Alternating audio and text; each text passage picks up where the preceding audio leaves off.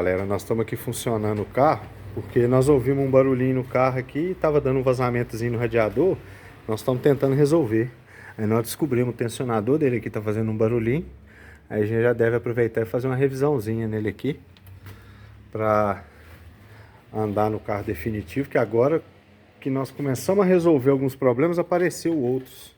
Aí nós estamos com o carro desmontado aqui e ver se resolve isso aí pra gente poder pôr o carro para rodar definitivo. Funcionar, funcionou, fizemos o teste bacaninha, mas tem essas questões aqui ainda pra gente resolver, pro carro já rodar para poder pegar até a estrada.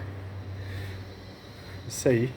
Já tinha alguns dias que eu não fazia um vídeo, hoje fazendo um videozinho curto, rápido, porque nós estamos agarrados aqui. Beleza? Assim que o carro rodar, nós vamos ter mais vídeo aqui para postar. Um abraço, galera.